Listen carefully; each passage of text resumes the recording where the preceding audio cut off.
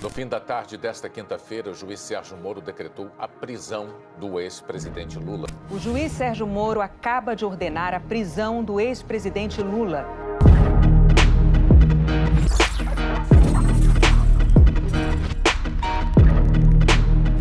Lula responde a 3 processos em Curitiba. Lula responde a 3 processos em Curitiba e já foi condenado em 2 deles, apenas que somam 29 anos de prisão. As condenações se referem ao triplex do Guarujá e à reforma do sítio de Atibaia. Todos esses casos são da famosa 13ª Vara Federal de Curitiba e passaram pelas mãos do ex-juiz Sérgio Moro. Essa é a história que saiu nos jornais e que você já conhece, que todo mundo conhece. Agora é hora de conhecer todos os fatos por detrás da história. Os bastidores do processo que tirou das eleições o primeiro colocado nas pesquisas para presidente de 2018.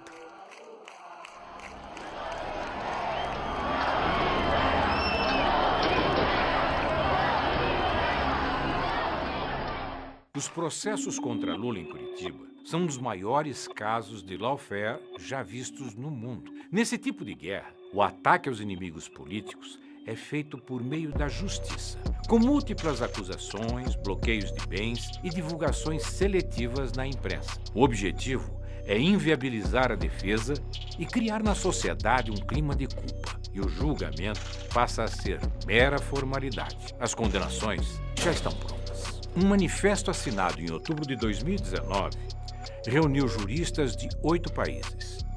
A lista inclui pessoas do calibre de Susan Ackerman, maior especialista em combate à corrupção do mundo. Eles foram unânimes ao afirmar que Moro não só conduziu o processo de forma parcial, como comandou a acusação. Essa manobra vinha sendo denunciada pela defesa de Lula desde 2016. A ONU já concedeu 2 liminares favoráveis ao ex-presidente. Enquanto Moro e sua turma diziam que a perseguição a Lula não passava de uma teoria da conspiração, explodiu como uma bomba o escândalo da Vaza Jato. Nas trocas de mensagens, estão provas de que Moro e procuradores de Curitiba viam Lula como um adversário.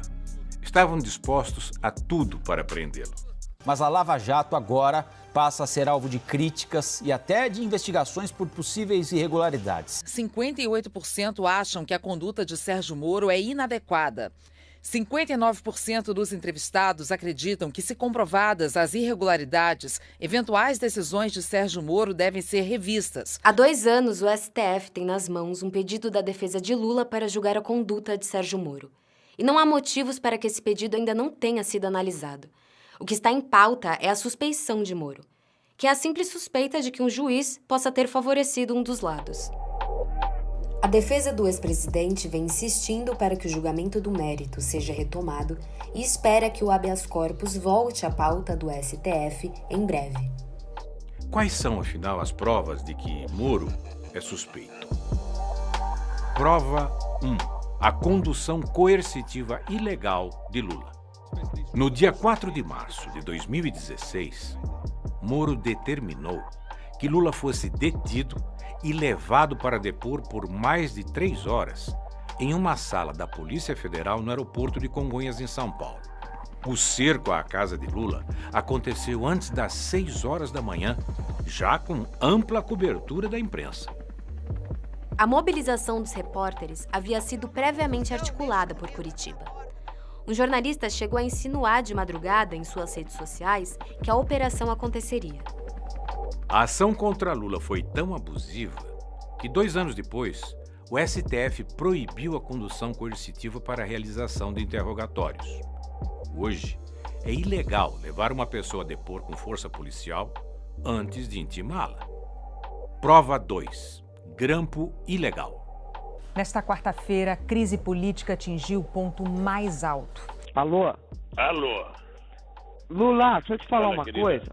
Ah. Seguinte, eu tô mandando o Bessias junto com o papel pra gente ter ele e só usa em caso de necessidade, que é o termo de posse. O ex-juiz fez um vazamento seletivo. Essa revelação só foi feita mais de 3 anos depois pela Folha de São Paulo.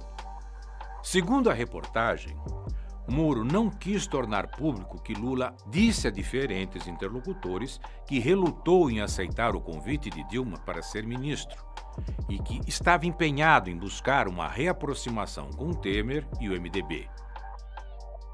Os diálogos colocaram em xeque a hipótese defendida por Moro de que Lula queria ser ministro para obter foro privilegiado. Moro cometeu outras irregularidades no episódio. O diálogo entre Lula e Dilma foi captado mais de 2 horas após a ordem judicial que interrompeu o grampo. Além disso, a conversa não tinha nenhuma relação com os processos sob responsabilidade de Moro. Ele não tinha autoridade para divulgar gravações envolvendo autoridades com foro privilegiado, como era o caso da presidenta Dilma. Moro cometeu um crime ao gravar conversas de um presidente sem autorização do STF. Ao ser cobrado pelo Supremo por seus atos, o ex-juiz apenas pediu escusas, mas o estrago já estava feito. Como consequência, o vazamento do grampo ilegal acelerou o golpe contra Dilma, dividiu a sociedade e colocou a nossa democracia em risco. Moro também grampeou o telefone do escritório dos advogados de Lula. Com isso, acompanhou mais de 400 conversas e teve acesso em tempo real à estratégia da defesa. Prova 3. A condenação de Lula. Deltan Dallagnol, coordenador da investigação na Lava Jato de Curitiba, revelou a outros procuradores que duvidava das provas entregues a Moro contra o ex-presidente. A conversa, revelada pela Vaza Jato, aconteceu 5 dias antes de Dallagnol fazer a primeira denúncia contra Lula, em 14 de setembro de 2016. O auditório já estava até marcado para a coletiva do PowerPoint. Falarão que estamos acusando com base em notícia de jornal, indícios frágeis. Então é um item que é bom que esteja bem amarrado. Fora esse item, até agora eu tenho receio da ligação entre Petrobras, o enriquecimento, e depois que me falaram, estou com receio da história do apartamento. São pontos em que temos que ter as respostas ajustadas e na ponta da língua. Mas Moro nunca se importou com a falta de provas. Em julho de 2017, o ex-juiz condenou Lula a 9 anos e meio de prisão por corrupção e lavagem de dinheiro no caso do triplex do Guarujá. Depois, o TRF4 ampliou a pena para 12 anos e 1 mês. Hoje eu pensei que os meus acusadores iriam mostrar uma escritura, um documento, um pagamento, alguma coisa que eu fiz para ter o apartamento que ele disse que é meu. Veja, porque eu esperava que depois de 2 anos de massacre, eu chegasse lá e tivesse um documento dizendo: o Lula comprou o apartamento, o Lula reformou o apartamento, o Lula pagou tanto pelo apartamento, a escritura está aqui registrada em cartório, o apartamento é dele, o Lula já dormiu no apartamento, já morou, nada. Pior ainda é a condenação no caso do sítio. A juíza Gabriela Hart, que substituiu Moro quando ele virou ministro de Bolsonaro, condenou Lula a 12 anos e 11 meses. Apesar de ser um caso completamente diferente, a sentença tinha trechos inteiros copiados e colados da condenação anterior feita por Moro. Mais tarde, essa pena foi ampliada pelo TRF4 para 17 anos. Em ambos os processos, as sentenças apresentavam graves falhas. Não determinavam o que Lula teria feito em favor das construtoras que justificasse o alegado recebimento de um apartamento no Guarujá ou a reforma de um sítio em Atibaia que nunca pertenceu a Lula. Moro diz apenas que Lula praticou atos indeterminados que teriam beneficiado as empreiteiras durante seus 2 mandatos como presidente. Não importava o que Lula apresentasse como evidência de sua inocência. Os processos eram meras formalidades em Curitiba e as condenações já estavam pré-definidas, sempre com o objetivo de manchar a reputação de Lula e tirá-lo da vida política. Prova disso é que Lula foi absolvido na Justiça de Brasília da acusação de ter feito parte de uma organização criminosa na Petrobras. O ex-procurador-geral da República, Rodrigo Janot, diz em seu livro que Lula era objeto de desejo da Lava Jato e revela que foi pressionado por Deltan Dallagnol a acelerar o processo do PowerPoint para justificar as demais condenações contra o ex-presidente em Curitiba. Com a absolvição de Lula nesse processo, há um entendimento de que caem por terra todas as outras acusações que pesam contra o ex-presidente nos processos iniciados por Moro. Prova 4. Abuso de autoridade. No dia 8 de julho de 2018, o desembargador Rogério Favretto, do TRF4, determinou a soltura imediata de Lula.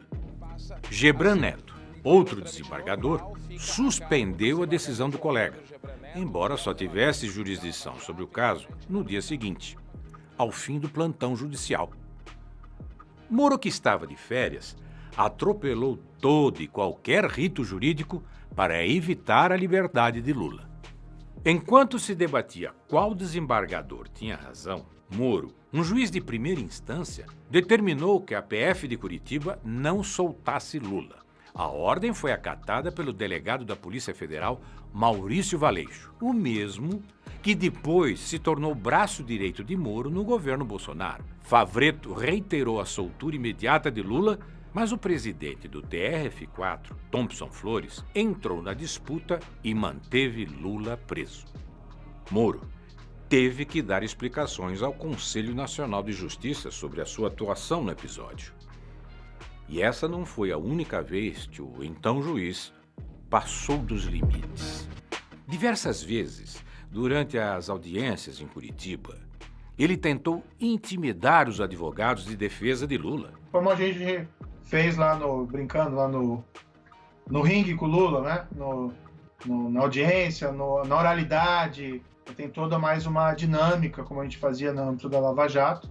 Tem perguntas novas para testemunha ou nós estamos aqui só perdendo tempo novamente? Vossa Excelência, acho que sempre que a defesa fala é a perda de tempo, esse é o problema. Perguntas novas, doutor? Os juízes não tem tempo para ficar perdendo aqui. Fica o protesto aqui de novo, Excelência. Doutor está sendo inconveniente. A opinião da testemunha. A defesa não é inconveniente na medida que nós estamos no exercício da ampla defesa. Já foi indeferida a sua questão. Mas eu sei, mas você não já pode... Já foi indeferida a sua questão, doutor. Você não pode caçar a palavra da defesa. Posso, doutor? Não pode, porque nós estamos colocando uma questão muito importante, relevante. O ilustre procurador da República está pedindo a opinião da testemunha. E ele doutor, não pode pedir a opinião da inconveniente. Já foi indeferida a sua questão. Já está registrada e o senhor respeite o juízo. Prova 5. O adiamento do interrogatório de Lula para impedi-lo de se manifestar publicamente. Em 15 de agosto de 2018, Moro adiou o interrogatório de Lula e de mais 12 réus no caso do sítio de Atibaia para depois das eleições. Qual era o medo de Moro? Que o depoimento beneficiasse Lula na campanha eleitoral. O medo do ex-presidente falar era tanto que a Justiça negou um pedido da Folha de São Paulo para entrevistar Lula na sede da Polícia Federal em Curitiba. E Deltan Dallagnol comemorou. Carlos, o Fux deu uma liminar suspendendo a decisão do Lewandowski que autorizava a entrevista, dizendo que vai ter que esperar a decisão do plenário. Agora não vamos alardear isso aí, não vamos falar para ninguém, vamos ficar quieto para evitar a divulgação o quanto for possível, porque quanto antes divulgar isso, antes vai ter recurso do outro lado, antes isso aí vai para plenário. Então, o pessoal pediu para a gente não comentar aí publicamente e deixar que a notícia surja por outros canais para evitar precipitar recurso de quem tem uma posição contrária à nossa. Mas a notícia é boa para terminar bem a semana, depois de tantas coisas ruins, e começar bem o final de semana. Abraços, falou. A Vaza Jato mostrou que Lula e o PT eram vistos como inimigos pela força-tarefa em Curitiba. Em uma troca de mensagens entre Dallagnol e uma amiga, fica claro que o objetivo principal era impedir o retorno do PT à presidência. Ando muito preocupada com uma possível volta do PT, mas tenho rezado muito para Deus iluminar nossa população para que um milagre nos salve. Valeu, Carol. Reza sim. Precisamos como país. Prova 6. o vazamento estratégico da delação de Palocci. A cartada final de Moro para eleger Bolsonaro presidente da República foi dada em 1º de outubro de 2018. 6 dias antes das eleições presidenciais, o ex-juiz tornou pública a delação premiada de Antônio Palocci.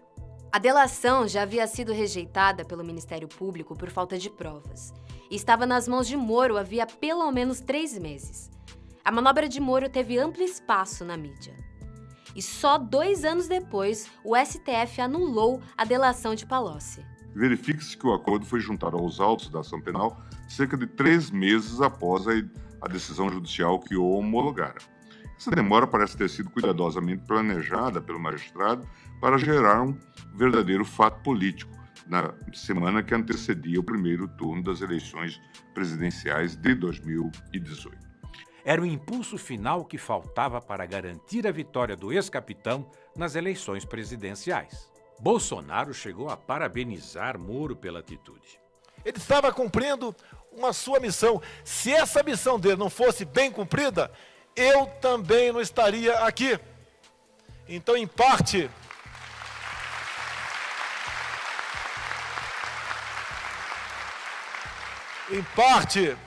do que acontece na política do Brasil, devemos a Sérgio Moro. Prova 7. A ida de Moro para o governo Bolsonaro. Se depois de tudo isso ainda restava alguma dúvida sobre a parcialidade de Moro, a nomeação do ex-juiz como ministro de Bolsonaro escancara quais eram seus interesses. Enquanto julgava Lula, Moro negociava um cargo no primeiro escalão do novo governo. E aí veio o dia do segundo turno, domingo, na casa do Jair. A gente chegou lá à tarde, tipo 5, 5 e meia da tarde, ainda estava claro. O Paulo Guedes estava na sala, me puxa, me chama e fala assim: Bebiano, eu quero conversar com você um negócio aqui importante. E foi a primeira vez que o Paulo Guedes mencionou que estava conversando com o Sérgio Moro. Ele me contou que já tinha tido 5 ou 6 conversas com o Sérgio Moro e que o Sérgio Moro estaria disposto a abandonar a magistratura e aceitar esse desafio como ministro da Justiça. A vitória de Bolsonaro foi comemorada por Rosângela, a mulher do ex-juiz. Ela postou um vídeo em sua conta no Facebook com uma montagem do Cristo Redentor ao lado do número 17 do ex-capitão e a frase: "Estamos juntos, Brasil". Sérgio Moro saiu do governo em abril de 2020. Em novembro, tornou-se sócio-diretor da Álvares & Marshall. A empresa tem entre seus funcionários ex-agentes de departamentos de inteligência dos Estados Unidos, como o FBI e a NSA. A Álvares & Marshall foi administradora judicial da OAS e apresentou à Justiça uma lista de imóveis de propriedade da construtora que incluía o famoso triplex do Guarujá, o mesmo que Moro e a Lava Jato afirmavam pertencer a Lula. A empresa norte-americana também é administradora judicial da Odebrecht, outra construtora que Moro levou ao fundo do poço quando era juiz da Lava Jato. A Álvares & Marshall revelou ao UOL que já teria faturado 17 milhões de reais com a crise da construtora brasileira. O conflito de interesses nestes casos é evidente. Lideranças de todos os campos políticos ficaram perplexas com a decisão de Moro em aceitar o trabalho na empresa norte-americana. Diante da repercussão extremamente negativa, o Tribunal de Ética da OAB São Paulo notificou Moro sobre a proibição dele exercer a advocacia junto aos clientes da Álvares & Marshall. Ao longo de todas essas injustiças, Lula se manteve firme. Eu tenho tanta obsessão de desmascarar o Moro, desmascarar o Delayol e a sua turma, e desmascarar aqueles que me condenaram, sabe, que eu ficarei preso 100 anos. Mas eu não trocarei a minha dignidade pela minha liberdade. Foram 580 dias preso injustamente na sede da Polícia Federal de Curitiba. Durante todo esse tempo, o povo permaneceu em vigília e personalidades de todo o mundo se mobilizaram por sua liberdade. Bom dia, presidente Lula!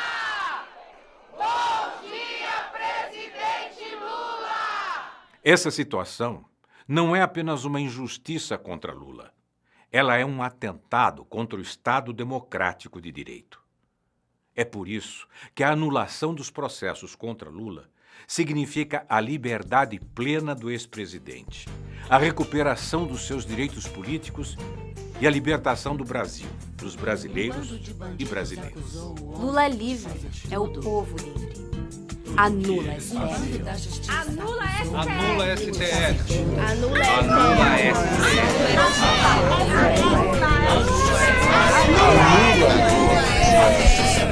Um bando de bandidos acusou o homem de fazer tudo. Tudo que eles fazem. A justiça é nossa. A justiça é nossa. Uma banda da polícia e um tucano na justiça vieram juntos. Estavam na mídia todo dia. Promotor, pastor,